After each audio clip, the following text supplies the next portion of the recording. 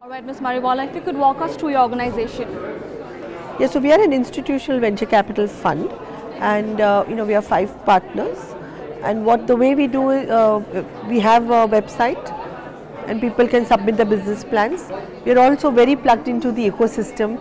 So through our networks, through our participation in startup events, or other, our relationship with other VC firms or angel groups, we get a lot of business plans.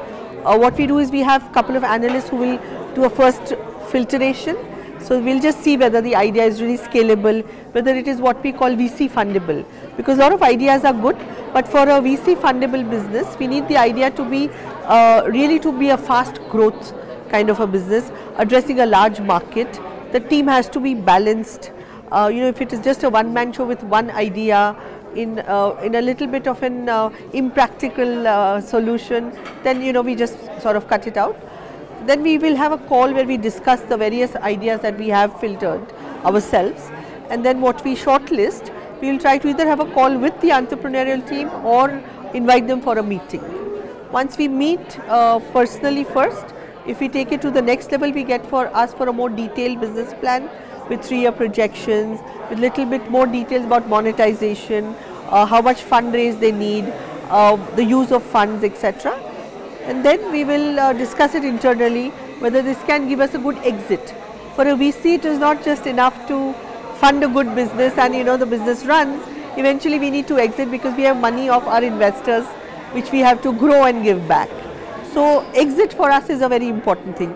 So as a group, 5 of us will discuss the potential of an exit that this particular company will give us if we were to put our funds there. And we will compare it with other options that we may have and then take it forward, and we will usually take a decision as a group, and we'll go with, usually we just discuss it, it's not voting or anything, it's a group which works together. So usually we are in sync with what we feel about how well the entrepreneur will execute, how well he will listen to us, how well the exit can pan out. So these are the 3 criteria. Once it has passed through several filters, this is the main criteria, eventually how we decide. All right. What would be the few do's and don'ts for aspiring entrepreneurs looking for funding? So clearly an entrepreneur has to understand that, so you are taking somebody's money to grow a business, and the purpose of that money is essentially, primarily to grow the business. It is really not to fund the individual. And when you go as an entrepreneur, your market value, you may have left a very large company with a large paying job, but when you become an entrepreneur, your market value has nothing to do with that. It's the venture value, what you're going to create. That is what is considered when you look at valuation, or when you look at how the funds will be used. So an entrepreneur is looking to take a large amount of the funding for his personal salaries is really a big no-no. So you must keep that in mind when you put use of funds. For us, it also shows the commitment of the entrepreneur to the venture and not to himself personally. And this is a very key thing, because like I said in the panel, it's a chemistry. You have to trust the entrepreneur that he's going to take our money and create value in the venture, which will eventually be beneficial to everybody. The other thing is that, we get a lot of plans where they'll say, okay, we have 1 billion people, I have 1% market share. We call it Chinese maths. It really doesn't matter what your the theory of numbers is not important here. What is important is how many people can you reach and how will you reach. Generally you can have a feel of a large market, but based on these numbers you can't say, and hence my value of the company can be very high. You have to actually break it down to see how will you execute and take this product to so many people. So those are some of the things that you need to incorporate in a business plan so that it seems real. A business plan which is very fantastic and can, many plans we get will say, I will give you 1000x in 2 years, or my zero revenue will become 100 crore in the first year. Those are unreal numbers, because even with all the money in the world, it is difficult to execute to achieve this. So make an achievable business plan. That is again what we look for.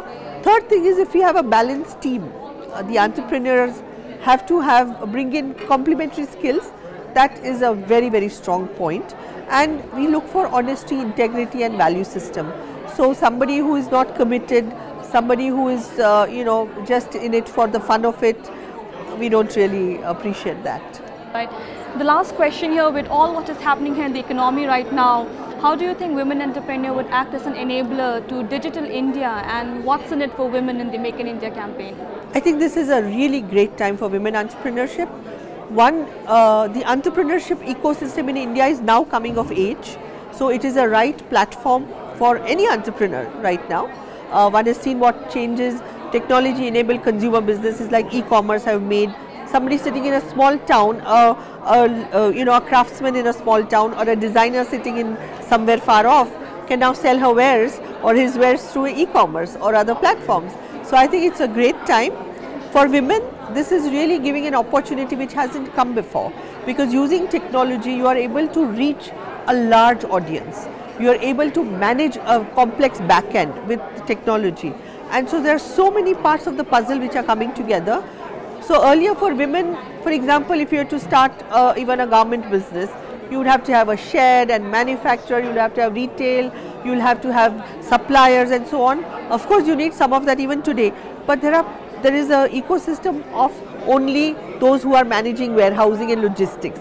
Because of the way ecosystem has developed in various consumer facing businesses, women don't have to do all that they had to do earlier.